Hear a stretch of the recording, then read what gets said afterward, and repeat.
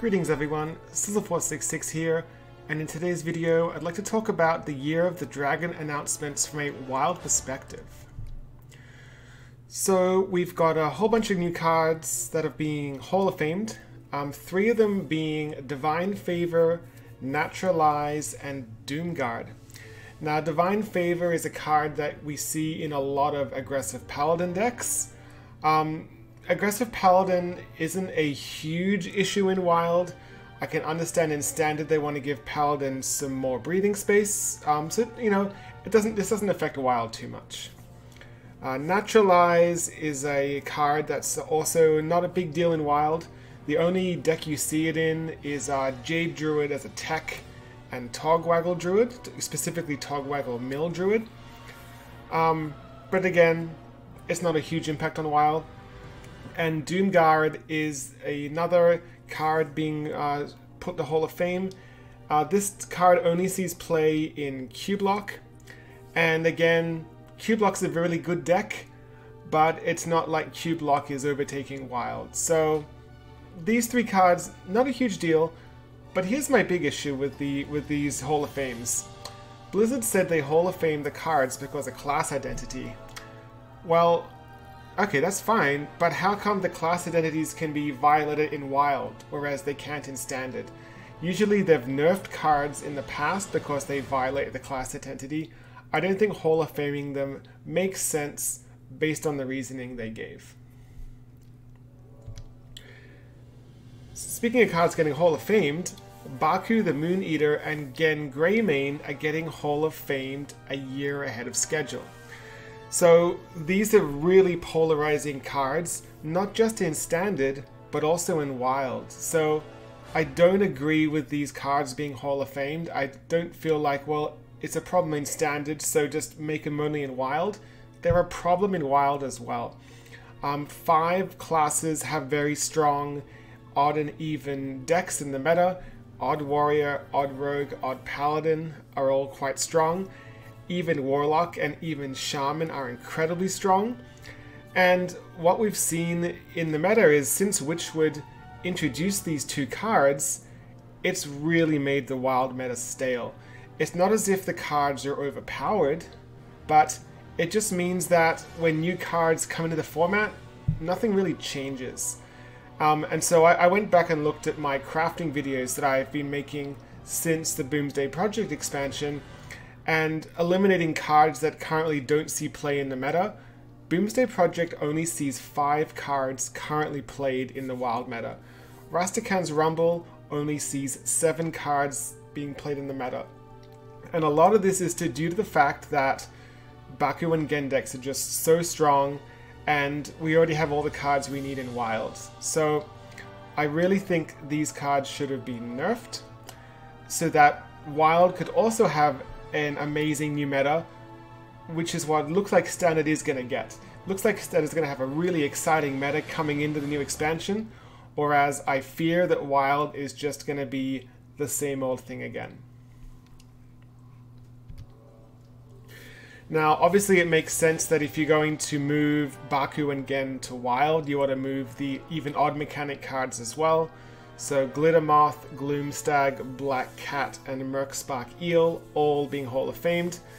Glittermoth, you would see it used in a very memey OTK Odd Priest, which is a meme deck in Wild. I have yet to see a Druid deck running Gloomstag. Black Cat is very popular in Odd Mage. However, in Wild, Odd Mage does not see play at high ranks. Merkspark Eel is the only card that's used in the Wild meta of the even odd mechanic cards. It's a very powerful card.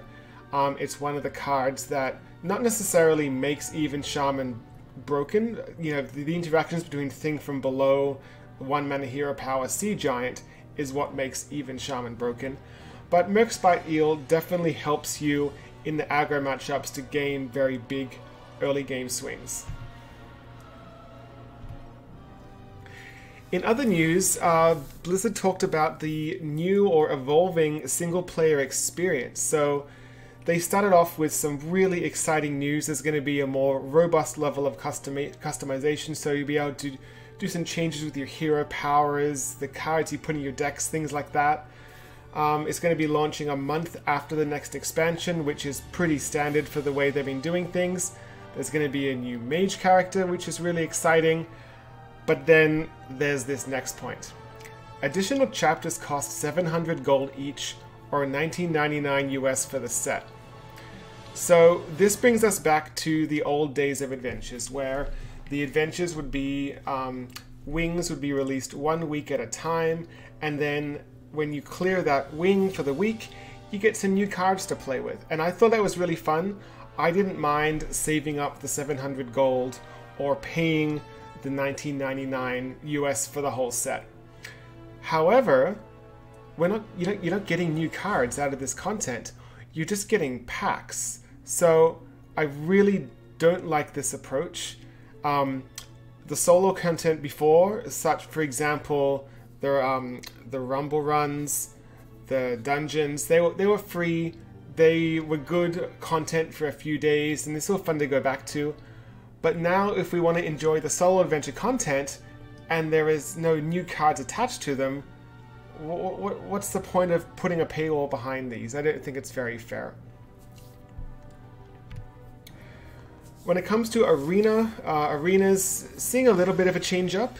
The draft pool of cards is changing, which is very exciting. So basic classic cards will still be there. They're going to be having Curse of Naxxramas, Whispers of the Old Gods, Mean Streets of Gajasan, and the Witchwood as the old sets in Arena. And whatever the next expansion is going to be, of course, that's going to be in there as well. And this last point is a really good one for Arena players. Your winnings count towards Golden Heroes. So finally, if you are an Arena exclusive player and don't play ranked, you can now get your Golden Heroes, which I think is a very good move. Then there was some updates about fireside gatherings.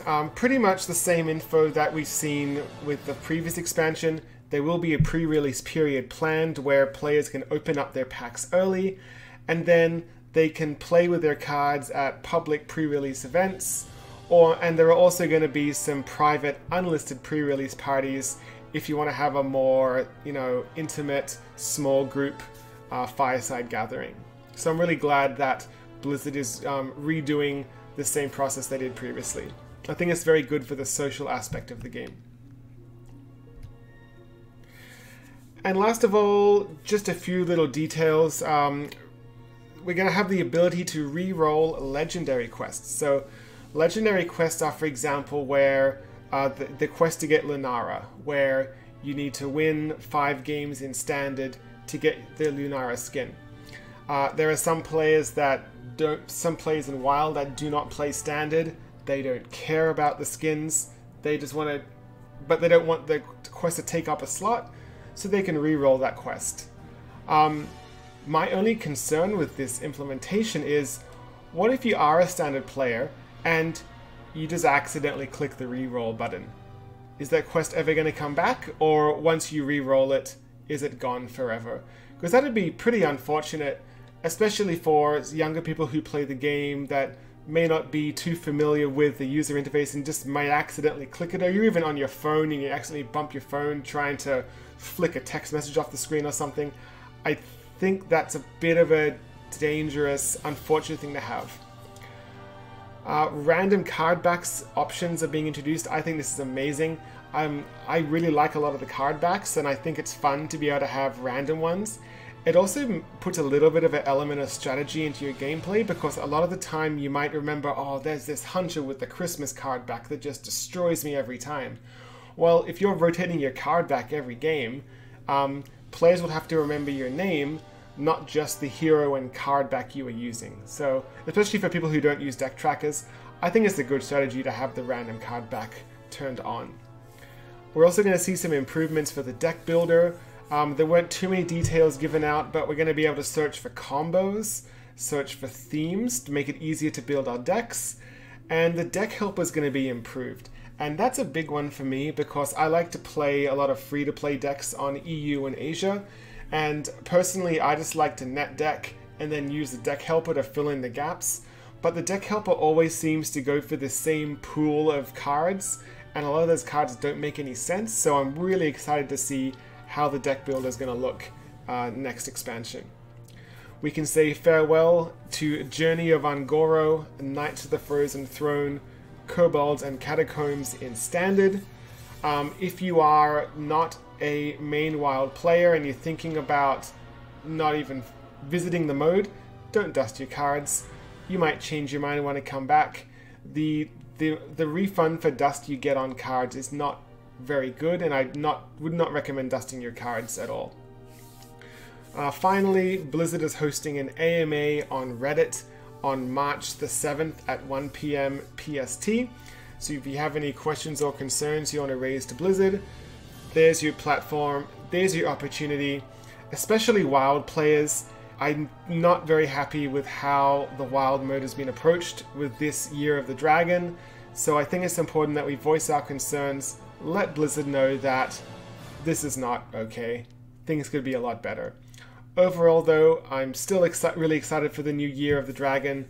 Very happy with all the content Blizzard produces related to Hearthstone. And thanks for watching this video. If you want to support the channel, the subscribe button is below. I also stream on Twitch at twitch.tv/sizzle466, and I tweet about various Hearthstone related items at twitter.com/sizzle466. So until next time, I hope to see you again.